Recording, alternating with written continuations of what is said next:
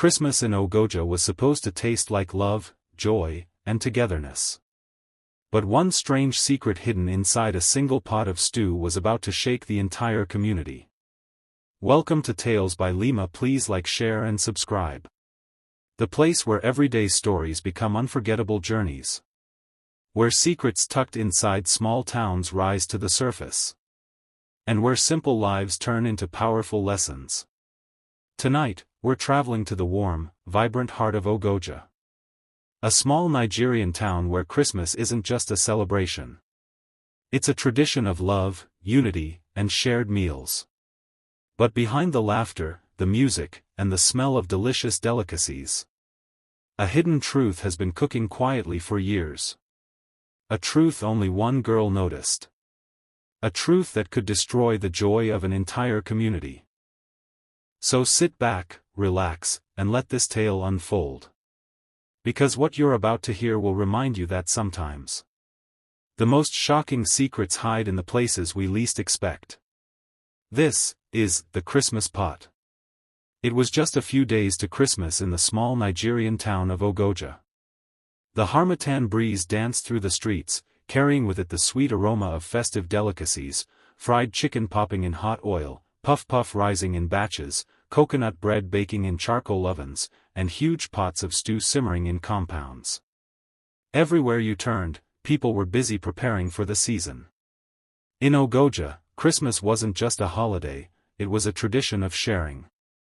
Neighbors exchanged plates of food, cool drinks, and laughter. Children ran from house to house carrying bowls of jollof, while women clapped their hands and shouted greetings across the street. It was the season that brought people together, the season that reminded the town what family truly meant. But on the far end of the street stood the house of Madam Ogoja. A plump woman with a sharp voice and a wrapper always tied high on her chest. She was known for one thing: her stew. People from nearby towns swore that once you tasted her cooking, you would dream about it for days. Every December, her compound became a mini restaurant, visitors coming in and out, inhaling the smell of tomatoes, pepper, and spices drifting from her enormous pot. But behind her kitchen door, behind the compliments, behind the reputation, there was a secret. A secret no one knew. Except one girl. Naomi. She was a bright, curious young girl living with her grandmother, Mama I, a strict but loving woman who always told her, "Naomi, mind your business. Respect your elders. No go find trouble." But Naomi's eyes were sharp, and her curiosity sharper. Every Christmas, she passed by Madam Ogoja's kitchen, hoping to catch a glimpse of the famous stew. And every Christmas, she saw something that made her chest tighten. Madam Ogoja would look around, bend over the pot, and spit inside the stew. At first, Naomi thought she was imagining things. The second time, she felt her stomach twist. The third time, she knew it wasn't a mistake, it was a habit, a filthy, unbelievable habit. Why? She didn't know. But she knew it was wrong. Still, no matter how often she tried to tell her grandmother, Mama I always hushed her. "Keep quiet. You want to accuse a grown woman? Naomi, don't start what you cannot finish." So Naomi carried the secret alone. Until this particular Christmas. When everything changed. When the truth came out. When the entire community gathered, shocked, angry, and confused. Calling Madam Ogoja to stand before them and explain herself. And as she stood under the mango tree in the center of the street, her wrapper shaking around her waist, her voice trembling, and tears rolling slowly down her cheeks, the town finally heard the confession that would change Christmas forever. Naomi tried to forget what she had seen, but the image haunted her. Each time she walked past Madam Ogoja's compound, the smell of stew that used to make her hungry now made her stomach turn. On the morning before Christmas Eve, Ogoja was livelier than ever. Children ran around with balloons, boys played football in the dusty field, and women were rushing to the market for last-minute ingredients. The whole town felt like a festival. But Naomi wasn't smiling. Not today. Her grandmother stood beside the charcoal stove outside their compound, flipping meat in a pan. "Naomi, bring me the onions inside," she said without looking up. Naomi walked toward the kitchen reluctantly, her mind still on what she'd witnessed the day before, the exact moment Madame Ogoja leaned her head over her steaming pot and spit. A single drop. But one drop was enough to ruin the trust of the whole town. She returned with the onions, but her grandmother immediately sensed something was wrong. "Why your face long like this?" Naomi hesitated. Her voice shook. "Mama. I want to talk." "Mama." I stopped flipping the meat. She wiped her hands on her wrapper and turned fully to the girl. "What is it?" Naomi swallowed hard. She didn't know how to begin. "Mama, it's about Madame Ogoja." Mama I's expression changed instantly. "Naomi," she warned, "leave that woman's name out of your mouth. You hear me?" "But Mama." "I said leave it."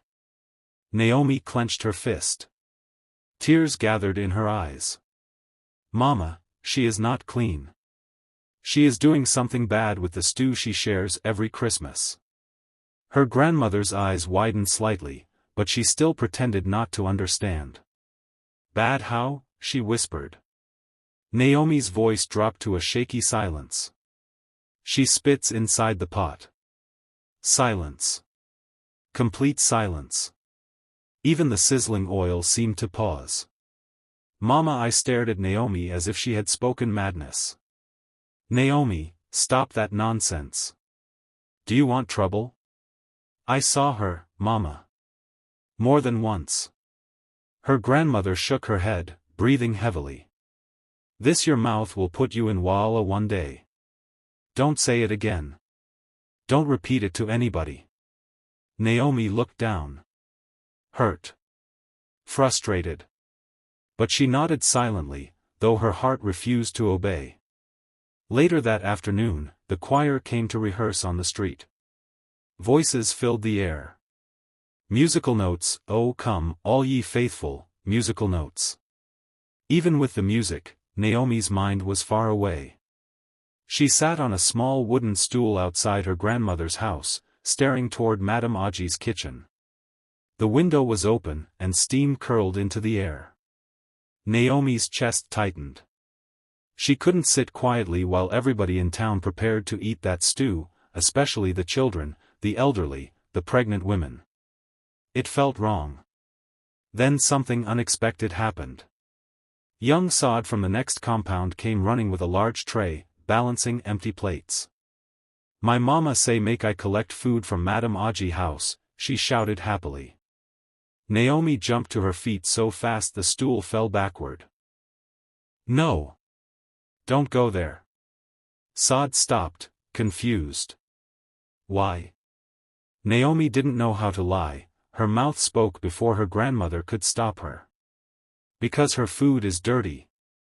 Sada's eyes widened. "Dirty how?" And just like that, a small circle of people turned toward them. Mama I came rushing out of the house, grabbing Naomi's hand tightly. "Naomi! What did I tell you?" But it was too late. The curiosity in the children's eyes, the suspicion in the adults' faces. It spread like wildfire. One of the neighborhood women, Mama Sotonai, crossed her arms. "What do you mean dirty?" Naomi tried to pull her hand out of her grandmother's grip. "I saw it. Every Christmas she spits inside the stew. I saw it with my own eyes." Gasps. Questions. Shouting. That was when Madame Ogoja herself stepped out of her kitchen, wiping her face with the edge of her wrapper. "What is going on here?" she demanded. And for the first time since Naomi discovered the secret, the entire street was looking at Madame Ogoja with suspicion. People began whispering. The rumor traveled faster than the harmattan wind. Within minutes, elders were called. Men abandoned their games. Women left their pots unattended. And soon, the whole community gathered in front of her compound. Standing in the center, sweating, breathing hard, was Madame Ogoja. Her eyes darted between the angry faces, the confused ones, and Naomi's small trembling frame. Madame Ogoja, the eldest man on the street, said sternly, "We want the truth." The crowd murmured. Madame Ogoja opened her mouth, but no words came out. Her hands shook. Her lips trembled. Her face softened. And then, a single tear rolled down her cheek. The elders led Madame Ogoja to the center of the street, under the old mango tree that had witnessed weddings, quarrels, family meetings, and every kind of human drama in Ogoja. Today, it would witness something unforgettable. Children clung to their mothers. Men folded their arms. Women whispered restlessly. Naomi stood behind her grandmother, her heart pounding so loudly she could hear it in her ears. "Mama," I held her arm tightly, not out of anger anymore, but fear of what was coming. The eldest man, Pa Igbogo, cleared his throat. "Madame Ogoja, the whole community is here. This is not rumor." The girl spoke with confidence. "We need the truth. Did you, or did you not, do what she said?" The silence was so heavy it felt like the air was holding its breath. Madame Ogoja's eyes darted around, searching for help, for escape, for anything. She found nothing. Finally, she exhaled shakily and whispered, I didn't mean harm." The crowd erupted. "You did it? For how long?" "Ha! God forbid. Despicable." Pa Igbogo raised his hand, calling for silence. "Speak plainly, Ogoja." Her shoulders dropped as if she had been carrying a sack of stones for years. "I did it," she whispered. "I spit inside the stew." Gasps shot through the crowd like lightning. Some women covered their mouths. Some men shook their heads in disbelief. A few children burst into tears. Naomi felt her grandmother's grip loosen. Madame Ogoja wiped her face with trembling fingers, but the tears kept falling. "I am ashamed," she choked. "I know it is wrong. I know it is dirty. But I swear, I never meant to harm anyone." The crowd snarled. "Then why do it? Are you a witch? You want to tie people spiritually? Are you trying to control us?" The questions flew like arrows. But one voice cut through the noise clearly, Naomi's. "Why did you do it every Christmas?" she asked gently. The crowd fell silent again. Madame Ogoja finally looked at the girl, really looked at her, with a mixture of guilt, pain, and strange relief. And then she said something the entire community did not expect. "I did it, because I didn't want anyone to stop eating my food." The crowd frowned. "Is that a joke? What kind of nonsense reason is that? You spit so we won't reject your food?" But there was something deeper in her eyes. Pa Igbogo stepped closer. "Ogoja, explain yourself well." Madame Ogoja nodded slowly, her throat tightening. "It started many years ago, before some of you even moved to this street. There was a time nobody wanted me around. People said I was dirty, poor, useless, unfit to cook. During festive seasons, they would reject my food. They made me feel less than human." Her voice cracked. "So one Christmas, when I finally gathered enough money to cook proper stew, I overheard two women laughing at me. They said, 'Who will even eat her food? She should save it for her dogs.'" The crowd murmured uneasily. Some shifted guiltily, remembering how they used to talk about her. "So when I got home, angry and crying, I cooked the stew anyway. And when I bent over it, the tears and saliva fell in. I wiped my mouth quickly, but the drop had already entered the pot." She paused. "And that same year, Everyone said the stew tasted better than ever. They praised me. They came for more. They said I finally did something right. Women exchanged confused looks. Men scratched their heads. So, the next Christmas, when I remembered how good they said it was, I thought maybe that drop was what made it perfect. She clutched her wrapper tightly. I know it was silly. I know it was wrong. But it became a habit. A secret. Something I did to keep feeling accepted, useful, appreciated. She burst into sobs. I only wanted people to taste my food and smile. To say something good about me for once. I never meant to disgust anyone. I swear. Tears streamed freely down her cheeks. Her voice shook like someone holding pain for too long. For the first time, the community saw not a wicked woman, but a broken one. Anger softened into confusion. Disgust turned into pity. And the shouting slowly faded into murmurs. Mama Sotonai sighed. So na inferiority complex be this? Another woman whispered, this life en, people day carry silent battle. But not everyone pitied her. A young man stepped forward angrily.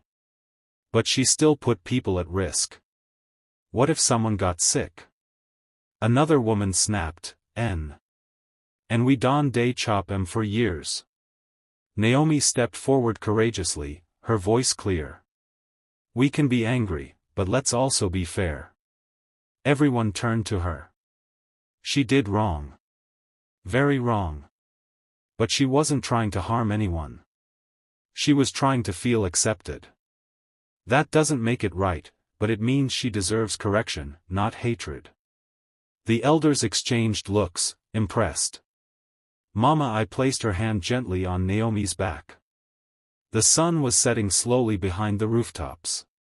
And all eyes returned to Madame Ogoja. Shaking. Crying. Waiting for judgment. The elders huddled together for several minutes. Voices hushed. Heads nodded. Hands pointed toward Madame Ogoja, then toward the crowd. Everyone waited. Even the breeze seemed to pause. Finally, Pa Igbogo stepped forward. He cleared his throat, slow, stern, commanding. Madame Ogoja, you did something shameful. Something that broke our trust. You made people eat what they did not know. And in this town, trust is everything. The people murmured their agreement. But, he continued, raising a finger, you have also confessed openly. You did not deny it. You did not lie. You did not fight. A few heads nodded. And we now understand that your action came from pain, from rejection, from loneliness. Madame Ogoja lowered her head, tears dripping into the dust. Pa Igbogo continued. So, this is our decision. 1. You will not cook for the community this Christmas. Your kitchen must rest. You must reflect on your actions. Gasps spread, this had never happened before. 2. You must apologize to each household personally. One by one. Not in group. Face to face. Women exchanged shocked glances. 3. And lastly.